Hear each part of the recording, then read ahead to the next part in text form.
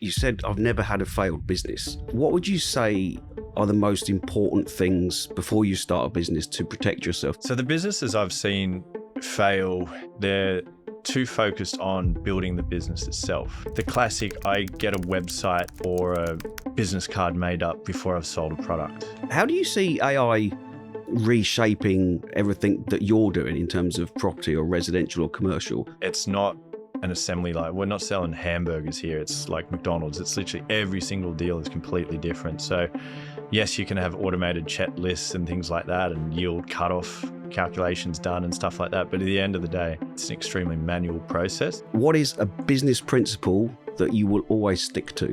Always take calculated risks. If you time the right market, you can make a lot of people a lot of money. People like money. Yeah.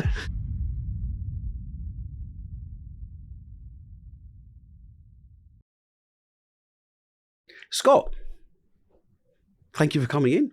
Good to be here, Chris. I think the last time we sat opposite each other and had a chat about property, business, investing, everything, it was at Richard Branson's island. And Yeah. Necker Island. yeah. This might not be quite as idyllic, but it's still nice to talk anyway. So I'm going to start by saying your company, Rethink Investing, I think it's got one of the best names I've ever heard because, correct me if I'm wrong, it does exactly what it says on the tin. Many investors assume retail property is the norm or the safest bet. In reality, I'm guessing that's not actually right. What do you think's wrong with the mindset of investing residential?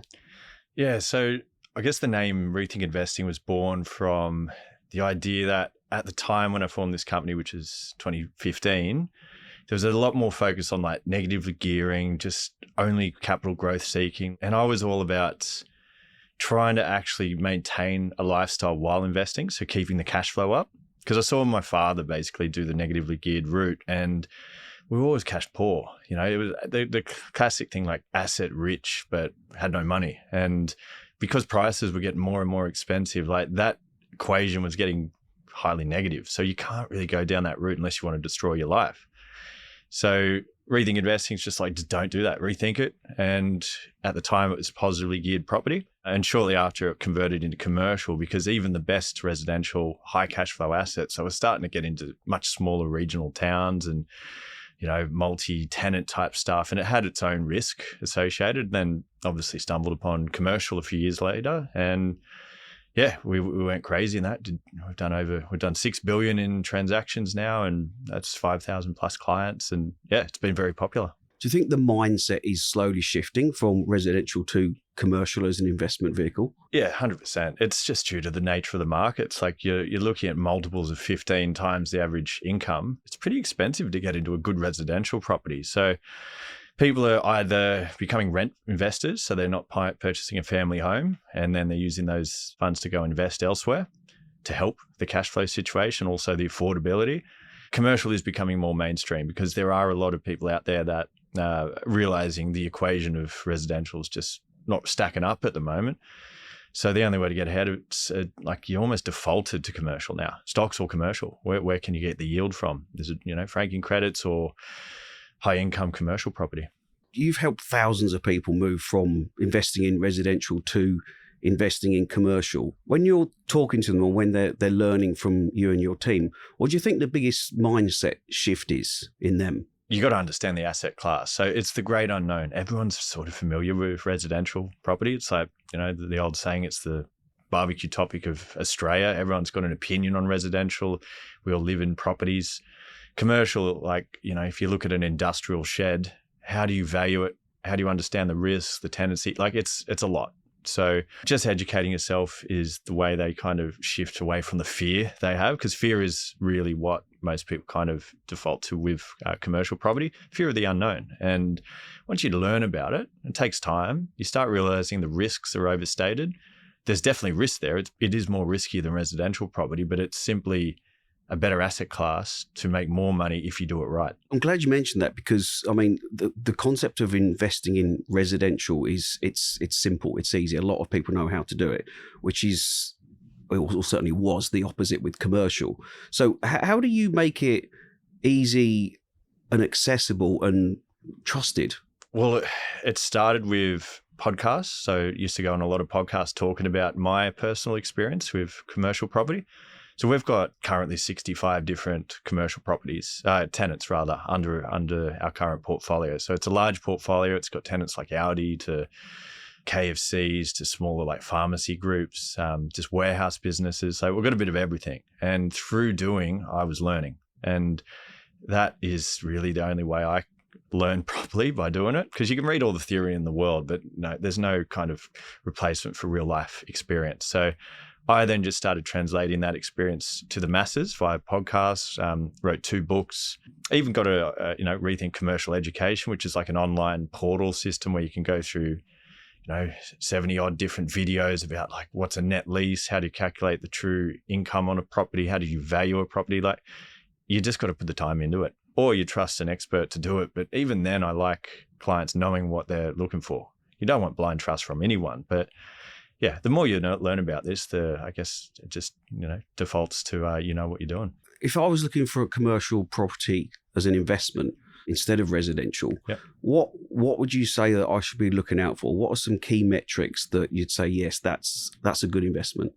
Yeah, so depending on your budget, this conversation changes wildly. So if you've got, say, under 1.5 million, so that would be a 500 grand deposit. It's 30% down, the rest the bank does. So 500 grand plus 1 mil, you're looking at 1.5. And the way to look at that is, how do I spend that money with the least amount of risk to get capital growth and cash flow? So you'd probably be looking at things like warehouses, because that can be smaller strata warehouses, capital cities. That could be good for releasing. You got to be careful of oversupply. It might be a strong retail location that could have a pharmacy group in it, or some franchise business. Just long leases. So you'd be looking for long leases, 3+3. So you've got to understand the lease system in commercial. The tenants pay the outgoings, remember, as well. So that makes life a lot easier when you don't have to pay your own rates or strata or insurance. So that's one of the reasons I love commercial as well. The conversation changes as you go up the price point. So let's say you're 1.5 to 3 million, which a lot of investors are. So maybe $1 million deposit. That can be cash or equity. You'd be starting to look at freehold assets. You could go regional to get a much larger asset, or multi-tenant investment. That could look like a small center that could have 4 tenants, different industries. Again, it could be things like medical, doctors, offices, stuff like that. You don't want to go into high-rise space generally in the market. Like we all know what's happened since COVID. Vacancy rates have risen, and that creates leasing risk, and there's incentives and all sorts of stuff that kind of hit the bottom line for the landlord. And 3 mil up, that's when it gets exciting for us, because then you're looking at you could be looking at fast food restaurants like the KFCs, Hungry Jacks of the world. You might be looking at small shopping centers with 10 plus tenants, big freehold land with value adds. An example of one I purchased was a shopping center in Perth, had about 15 tenants. It included an Audi, an IGA, childcare, a bunch of small tenants, including like doctors and physios and stuff like that. And they all blend into a really good center that has almost the ability to withstand anything. Because if the economy suffers, people still go to supermarkets. If the economy's good, they're still going to go to supermarkets and see your doctor and maybe spend more on other things. Yeah, they just sort of mix into, I think, quite safe investments. You just got to know what you're doing and how to value it. So different. With commercial property investing, I mean, it's good that you mentioned about smaller investors, medium size and larger investors. Is it fair to say that kind of the larger the commercial property investment, the kind of more safer it is? Is that fair? It is. And the reason is you would be competing with less buyers. So it's just like a risk matrix. The more you're up against, the more of a premium you need to pay from an economic point of view to compete on a value. So those more affordable properties, that's sub 1.5 mil, you're up against everyone. Like there might be 100 buyers for every good deal out there. The buyer activity in commercial right now is the highest I've ever seen, to the point where I try not even as a business operate in that sub 1.5 mil range, because it's inevitably where the tenants default or they move on because they're getting too big. And then a small investor who hasn't got the mindset to deal with a 3-month vacancy, they're just going to freak out and think they bought a bad deal. They won't really have the calm head often to then, just wait it out or find a solution, or, it really can be stressful for them. And I feel for that price point. But when you go larger, you're dealing with global tenants, longer leases, 10 plus tenants as well. So if you lose one, you've got the other 9 there still paying your mortgage. So yeah, the risk does unfortunately go up the cheaper you go. I'm guessing that it's fair to say that if the interest in commercial property investing is growing and is the highest you've seen it, surely that's testament to the fact it works and it's sensible. It's maybe is a better investment than residential. Yeah. And people are they need it because like if you're going out to buy the average residential investment, like let's say $1 million house in, I don't know, one of the smaller capital cities, you're looking at probably a 4% gross yield. And out of that, you've got to pay your insurance, rates, property management, maintenance, and all of that. There's about 2% of outgoings. So your net return is not 4%. It's really 4% minus the outgoings, which is 2% net. That's terrible cash flow, especially when your mortgage is, near 6% or 5.5%, no matter what's happening at the moment. It's just too negatively geared. So you're in there and you're having to pay all this money out of your own salary to keep the deal going. And yes, rents grow in time, but like even when that grows to say a 4% net, which could take years, by the way, 4% net's terrible in the market. Like it's not an efficient use of your capital. So a lot of people are selling off portions of their residential property to go into a 6, 7, 8% net on a commercial deal. You're talking 3-4 times the cash flow on a net basis. So it's significantly different. And yeah, people are all realizing that now, and they're all unfortunately jumping into the bottom end of the market, and you're seeing rapid price growth. We've seen 20 to 40% growth in the last 2 years in many of these markets. That's still going too, because there's more people still going, well, look, even a 5% net return is better than what I'm getting in residential. So they might then pay more and more, and then those yields drop because the prices are going faster than the rent growth, and might be 3% net in time. If it gets to those levels, it's prone to a correction, I think, because that's not sustainable either. And you personally, you've gone from engineer to investor to entrepreneur. What made you want to start your own business? Where did that drive come from? Yeah, so the short story is I really didn't like my job as an engineer. Like I was on the corporate train, I was doing an MBA. So like the initial idea of corporate life or career aspirations I had was to be a CEO. So I was training to do that, needed an MBA.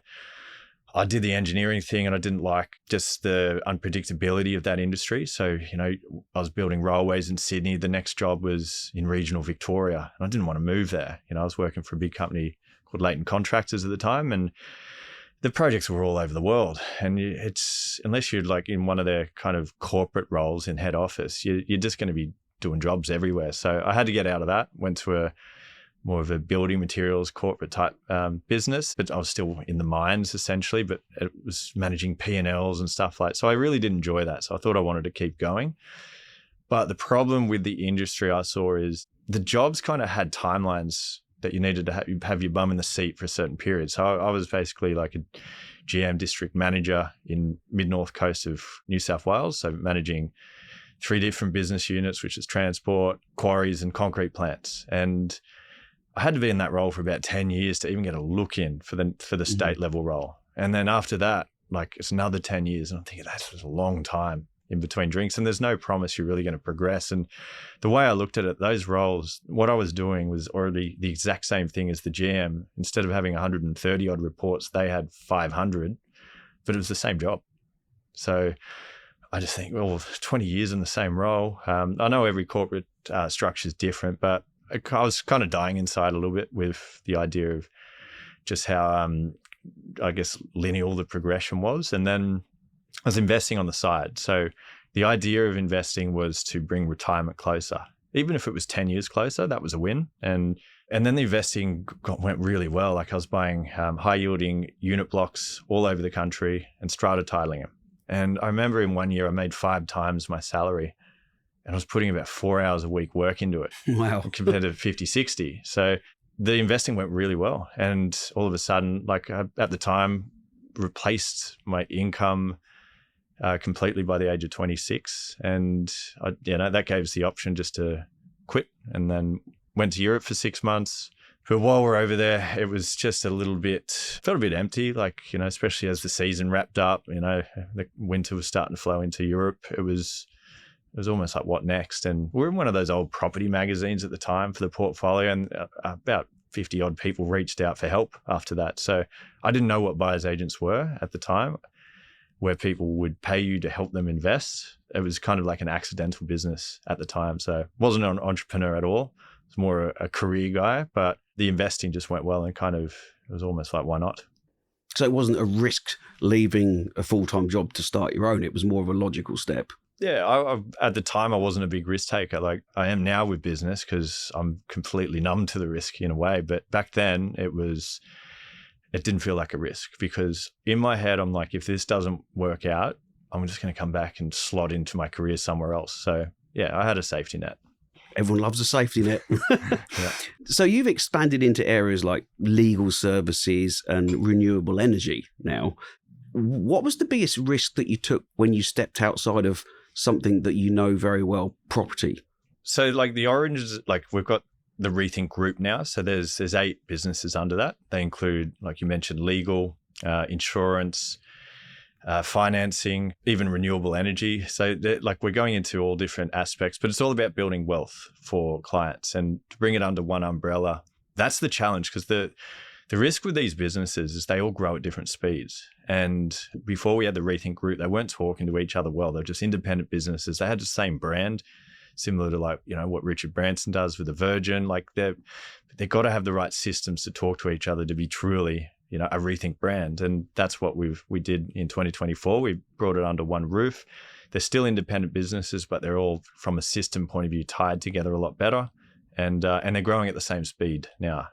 Well, they're thereabouts. Like the risks, like, we're in legal, like there's all sorts of different legalities, but it's run by a true professional. Like I'm not a lawyer. I don't pretend to be. It's the fact that they're experts in their field, and I've been very fortunate to work with some of the best in the industry. Like we pick who we work with, and we take our time and don't start a business unless I know it's going to work. I've never had a failed business. It's got to, you'd know if it's going to work or not, because you've got the client volume, you've got just the volume behind it, which will keep it going. Yeah, it's just picking the right partners would be the biggest risk. And those businesses, although the businesses have not failed, I've had a couple of business partnerships not work out because they weren't on the same mindset in terms of growth rate and things like that. And as soon as you realize you're going to work at different speeds, long term, that's going to cause friction. So that's where you got to move on to the next person. You said, I've never had a failed business, which is music to the ears of the people that will be listening to this. What would you say are the most important things before you start a business to protect yourself, to ensure that you don't fail? So the businesses I've seen fail, in my experience of life with others, is they're too focused on building the business itself. So the classic, I get a website or a business card made up before I've sold a product. You should be able to test it before, whether it's through a referral system, or you just got to be able to test it without needing all that other, the structuring behind it. And if you can sell it without a website, it's going to work. That's just going to add 10% here or there. Like you should never rely on something as basic as that for success. So I guess I'm in more of the service industry, so it may not apply to every business, but I need to know exactly how much volume is there. And you can actually quite accurately calculate the P&Ls from there. You can say, we're going to make X dollars, X amount of revenue per annum. This is how many staff you need. And you can kind of calculate exactly what you need to maintain whatever margin you want in business. And, the only thing is you've got to manage the leads out that, and then you've got to be able to calculate that. So if you don't have visibility on the lead volume and things like that, and it's guesswork, for me, it's not guesswork, it's on paper. And we'll obviously be conservative as possible. Yeah, you just got to have visibility on that, and that's how it won't fail. Great advice. You mentioned about you got different businesses growing at different speeds. I remember we spoke previously, 4,000% growth in your renewable energy business. That's not just impressive, that's rare. I suppose what comes with that is you have to manage that momentum. What has driven that kind of growth? What's the key behind that, and how do you manage that kind of growth? So the renewables business is unique in a way that basically what it is, it's decentralizing the power network by putting solar and battery and integrated networks all through big plants or, industrial sites, shopping centers. Because you think about like a big warehouse in wherever in the country, it's a giant unused space that can generate a lot of power. You just got to store it and then use it directly to the tenant. And you can basically remove the reliance off the grid. And it's a win because, number one, I've got access to all these commercial owners because we've done thousands of deals. So we've got the infrastructure to develop unlimited leads nearly for us. Number two, power prices are going up. No one wants to keep paying more, so we can actually then put a solar panel, produce it for a less value than it costs. So the tenants will save, 20 odd 30% off the mains, and it's green energy. So it's tick in that department. And then we will pay the landlord rent for the roof. So they're getting free money essentially. The only negative in this whole thing is the capital required. And that's where, I come in. You've got to, I'm physically buying these things. It could be $1 million+ There's no bank loans on these things either. And that produces the power and the returns and everything behind the business. So it's an incredibly capital intensive business. That's its roadblock. So until you get some cheap funding and, kind of bank loan style, it's hard to even grow harder. But if we've got access to the capital, that's almost an unlimited business at the moment. So yeah, it's decentralizing. The only loser in this whole situation is the mains grid. So, there's no real loser from the community standpoint. Literally sounds like the essence of the word disruption. Yeah, well, it's needed because especially the way, like, this is renewable energy, like we've got to go this direction. And the only things people are doing with solar at the moment is like the tenants putting it on themselves and saving a bit of thing, but they don't want to put that type of capital into a roof that they may not be there in 10 years' time. So yeah, it's a tidy solution, I think. Sounds amazing. It certainly sounds, the next thing I want to come on to is boring business. It sounds, everything you're doing does not sound boring. But in terms of, there is the key concept of boring businesses. What are they to you? What is a boring business to you? And why would a boring business excite you more than something all shiny with bells on? I think of this term as like, especially when you say the word entrepreneur, everyone's thinking apps, AI companies, like just crazy, like low percentage plays. Yes, they work if you're the 1 in 100, and that I'm just thinking, like, if someone wants to get into business and you're an everyday person, like, you got to pick an everyday industry because there's disruption to be had in that. Like, you just got to do something a little bit better than the norm, like whether it's, I don't know, a billboard company or a pool shop type, and you might be able to acquire a business because a baby boomer generation person is trying to sell that business and they can't sell at the same price. Maybe you can get in for no money because you're doing some equity swap or pay them a salary for a few years. Like, there's ways to get into business easier than people think. You don't need to invent something. You just got to do something better. And you can make a lot of money through these quieter type businesses. Like, think about accounting at the moment. Like, there's a lot of people out there that would sell their business because there's not many new accountants coming, and it was a bigger industry 20, 30 years ago in terms of new business owners. So you can buy these businesses at quite low multiples. And if you combine a bunch of those businesses and make it a national brand, you can get a higher multiple on that. So there's 1,000 ways to skin things. But yeah, I just think more focus on everyday businesses helps the masses. It's just a percentage play at the end of the day. I think you're right. You don't need to be an entrepreneur, because if you can improve on a business, make it better and launch that as a business, that's exactly what Google did, didn't it? There was Ask Jeeves, there was and they just improved it, made it simpler, and they went to market with that. Yeah, I think you're right in the fact that you don't have to start something. But you did mention something very important, AI. It's the 2 letters that are on everyone's lips in the world, AI. You hinted that you're working on something pretty big with AI. So what can you share about what you're doing with AI? Look, basically AI is going to be part of any mainstream business, I think. Because Australia's got this big problem with efficiency. Like, what's the productivity is the word they always use when the RBA is talking, or, governments, how to get the economy going more. We're super unproductive since COVID, whether it's people who've got a casual day at home per week and they work a little bit less, like a bit easier that day, all businesses have just got a bit too fat with middle management. Basically, there's a problem that needs to get cleaned out. AI should do that. It's like the opposite to the Industrial Revolution where it replaced manual labor. This is replacing humans thinking, like monotonous tasks. All that can get wiped out. Yeah, look, we're working on something in the background that can go against, I guess, multiple different industries, help rebuild companies and effectively save on the bottom line, or help them expand with the same bottom line spend. So it's not designed to replace people, it's meant to help people. So it's classic. Like there's a lot of these AI things out in the ether at the moment, but I believe it's a good thing. It will disrupt many industries.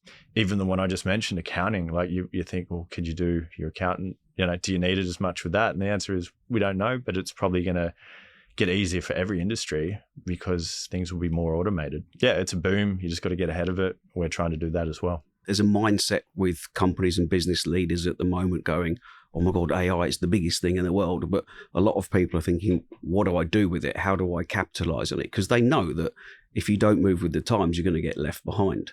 How do you see AI reshaping everything that you're doing in terms of property or residential or commercial? How's AI helping that?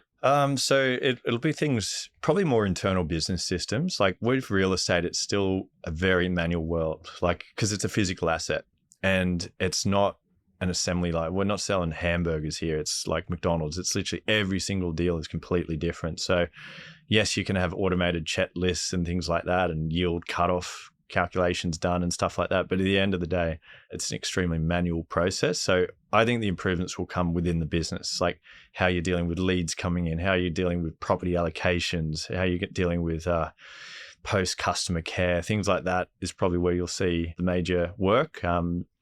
But yeah, within the industry itself, it's still boots on ground. Might be different for different industries, whether it's legal or insurance, stuff like that. Basically, like you just think middle management, lower middle management, that's what can be cleaned out a bit in terms of effort from people, come through the machines. We're using AI at the moment a lot. We're building an agent to help.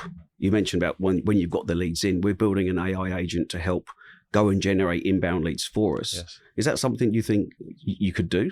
Yeah. And I guess that's anything from Google ads to stuff like getting greater efficiency. Like from our business point of view, we'd get I'd say 60, 70% of our leads through podcasts and books and stuff like that. So it's pretty manual stuff, but it still goes through a search engine at the end of the day. Like people have to Google your name after they hear you. But yeah, definitely that's that front end type of lead sourcing. It's, instead of just putting money into Google spend or Meta, there's probably better ways to do it. And the machines learn faster than humans. So They do. The funny thing with AI is we're literally right at the start. And I was having this conversation with someone the other day and just went, where on earth are we going to be in 5 years from now? And I was it makes you think, doesn't it? Yeah, I'm excited. Like it's already changed a lot. Like it's been around for a while now. But yeah, I've heard some doomsdayers out there talking about like mass unemployment for certain industries. Like you've got driverless cars and stuff coming through. Like, so it's going to be a scary but interesting time. And yeah, there will be a lot of people that will have to upskill or reskill. Yeah, because they're forced. And that's, we're yet to see that on a mass level, but yeah, it's coming for sure. In terms of yourself and where you are, if you were looking back to the Scott that was in that job, that was doing the investments, that is going to leave that job and go out on your own, you've obviously done very well, but what would you do differently if you could redo it again now? So in terms of investing, I probably would have went into commercial a lot quicker. So I bought a lot of residentials, like I think 15, 16 odd properties before I went into commercial. If I just went in earlier, I would have been in a much better position because I was of the belief that it didn't get strong capital growth because that was one of the big myths around at the time, which is nonsense because like even some of the best capital growth results, like the last 10 years, Melbourne industrial land grew like, 280%. There's areas like Brisbane that got on 170, 180%. Sydney, about 280 as well.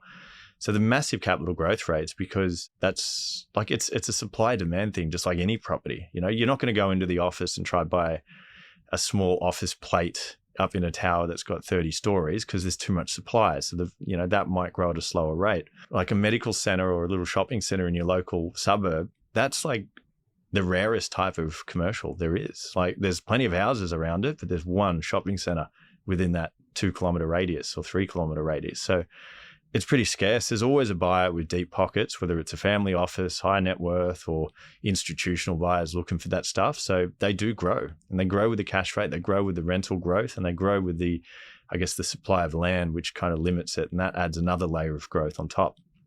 Plus, whenever the rent goes up, so does the capital value. So if you can work out value add strategies, which is what I was doing, it's like another free kick in terms of equity. But I was just stuck in the residential mindset that this is what we're meant to do. And most people are. Yeah. But that's changing. Yeah. You know, wait till there's a slow part of the market. Like right now, the market's going great because interest rates are now dropping. Like everyone's making money in this market. But there'll be a time when it slows up, you know, whether it's a GFC style event or another, you know, kind of COVID type scenario, or, you know, it could be a war next. Who knows what's going to happen? But there's going to be a period where it slows down, and all these over leveraged residential investors that have bought too many little low yielding houses or bought the one big family home that's they're hanging on by a thread, they're the ones that will get hurt by that strategy.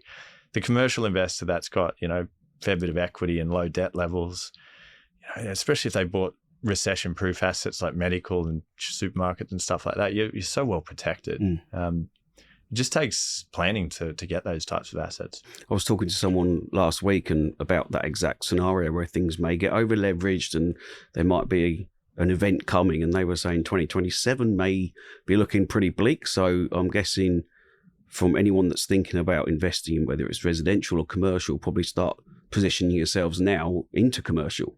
Yeah.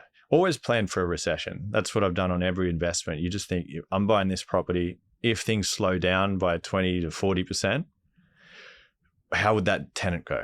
How would I find another? Like if you've got a cafe on a prime beachfront in a tourist zone and the local market can cope without the level of tourists hitting that, like maybe it's fine in the recession. But if you've bought some high-end restaurant, which is already struggling in the current market, and then or a fashion store where there's, you know, a couple of vacancies up the road that can move in cheaper, like they're the ones that will fail. So you just got to think, if the recession hits, am I happy with this investment?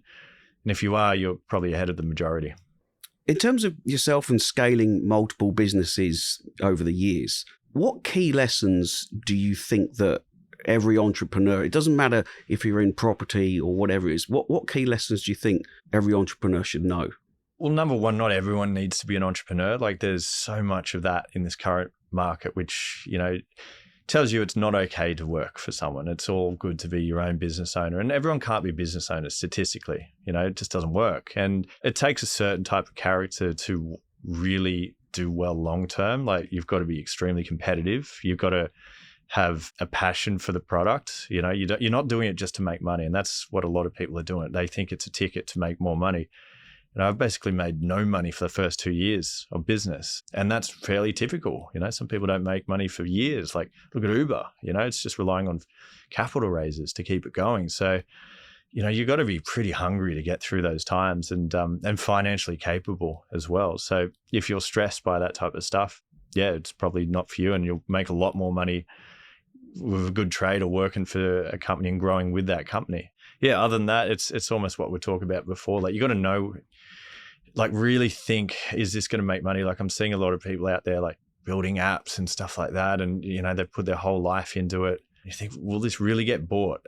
Maybe it doesn't have competitors at the moment, but what if one good one came up? Does that wipe out your whole business plan? Like that kind of stuff is just too risky. I don't see that as a sure thing. And if you've got the capital to kind of take a 2-3 year punt on something that may work, then that's great, but that's not the majority. So almost thinking, you know, almost in a negative way, like that kind of, if things slow up, we'll be okay. And if your business would, then again, it's a percentage play at the end of the day. I want it to work. So apply those kind of metrics and those assumptions that things aren't going to be great. And if it's still okay, you're probably ahead of the majority again.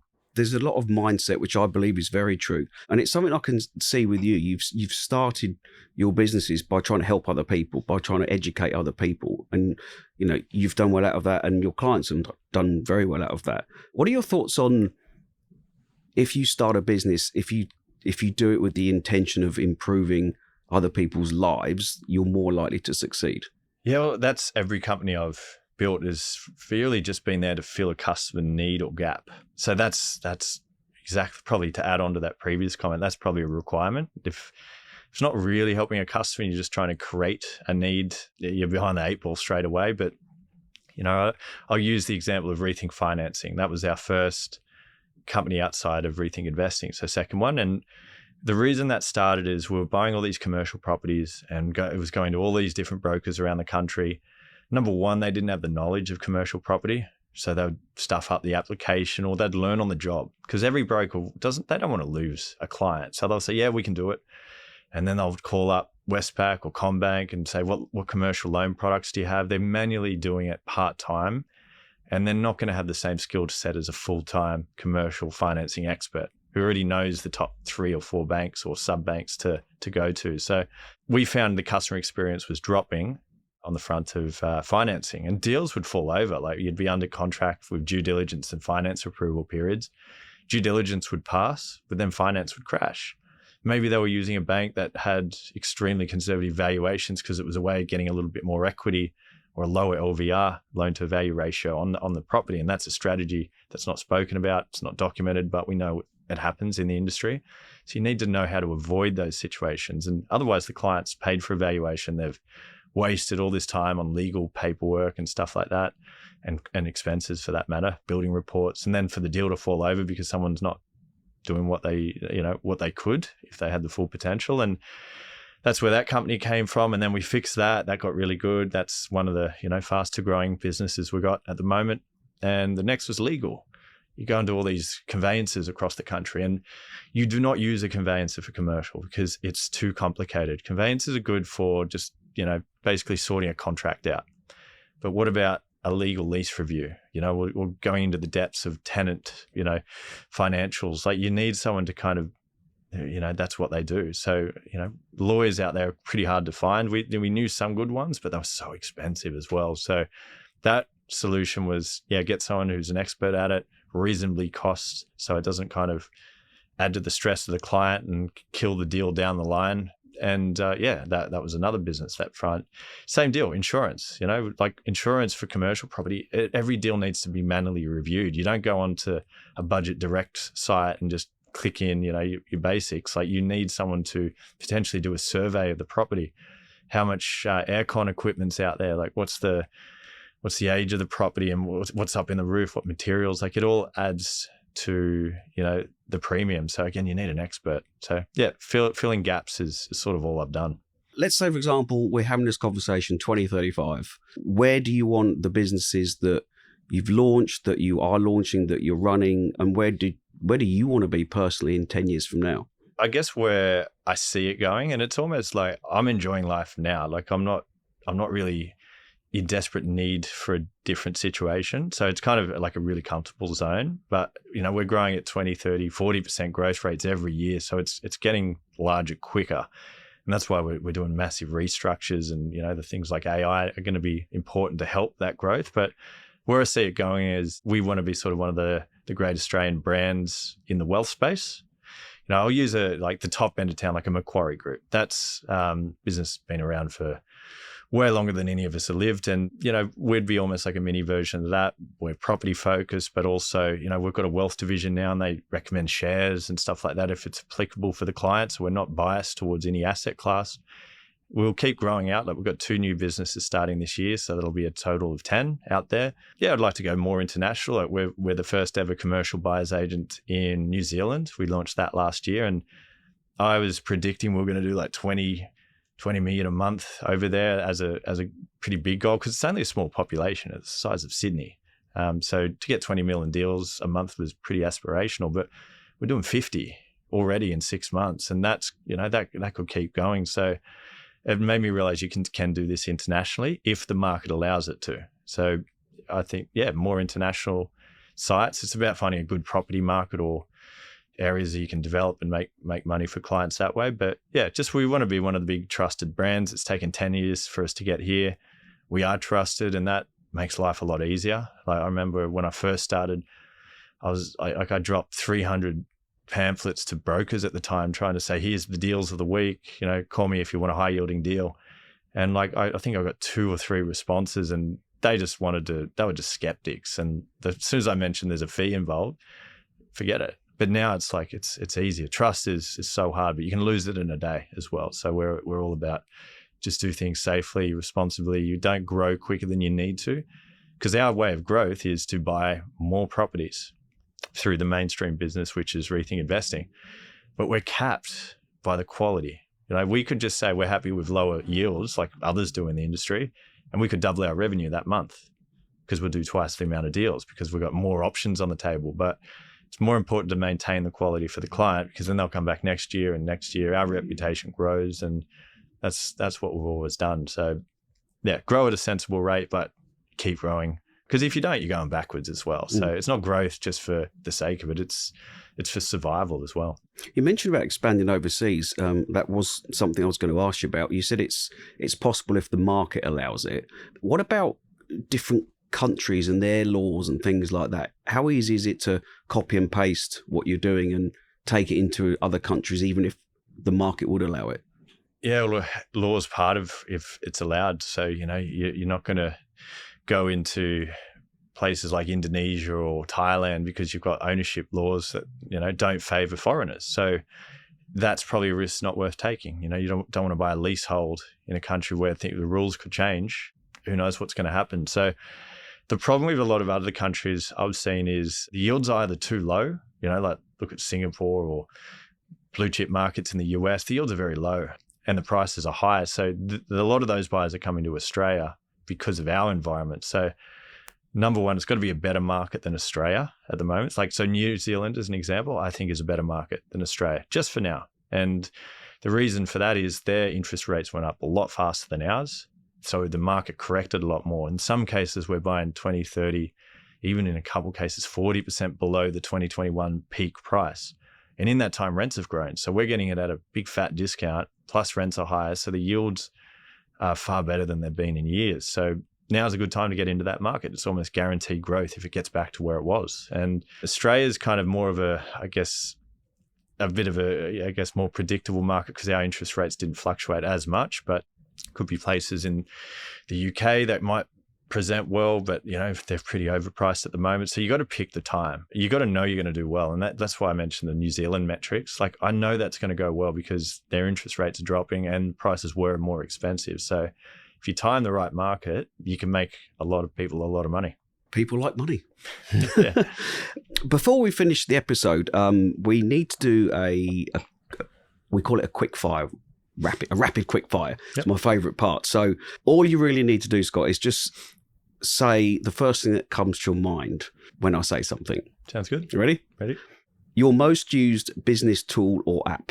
ChatGPT right now. Okay. Yep. Yeah. It's a good answer. Secondly, one book you'd recommend to every entrepreneur or business person? 4-Hour Workweek. That's the book I read just before I started businesses. That would be very important. Also, the probably more of a property focus, the Rich Dad, Poor Dad one, the classic. It just gets your head out of, the society thinking, work forever and pay things off slowly, negatively geared. It's just about, building secondary incomes and taking different levels of risk. Next one, I need one word to describe your leadership style. Empowerment. What is a business principle that you will always stick to? Always take calculated risks. Okay. And lastly, if you weren't doing this, what would you be doing? Good question. I haven't even thought about it. Look, the travel thing, I did that for a while. I'd be busy doing something, like probably a different version, trying to help people, achieve similar things to what we've done ourselves. Beautiful. And if our listeners were to put one idea from our conversation into place in their lives, what would that one idea be? Yeah, always take a risk in life. If you ask a lot of old people, you see those things at nursing homes where they're interviewing people and say, what's something that you regret not doing? It's regret not living, regret not taking a calculated risk, because these things add up in your head as time goes. And, you get the golden handcuffs of work, or, you didn't pursue something you wanted to do when you were able-bodied to do. Like, you must always take risks. Yeah, don't just put it for a rainy day, because a lot of people take the easy route, and that's what it is. Life is not going to get better. You got to live for today as well. So yeah, I suppose the other thing as well is we don't know how long we've got left. Exactly. So let's make the most of it. 100%. Scott, you've been amazing. It's absolutely fascinating to hear how you're helping Australians in terms of investment and property and reshaping the way a lot of people think about investment. So thank you. Great to be here, Chris. Thank you. Thanks, mate. The final message is to our listeners. If you enjoyed listening to Scott, please like, subscribe, add a comment, but more importantly, please share that with someone you know that will be interested in learning from Scott. So until next time, I hope you enjoyed it, and we look forward to seeing you on the next episode of CEO Behind the Scenes.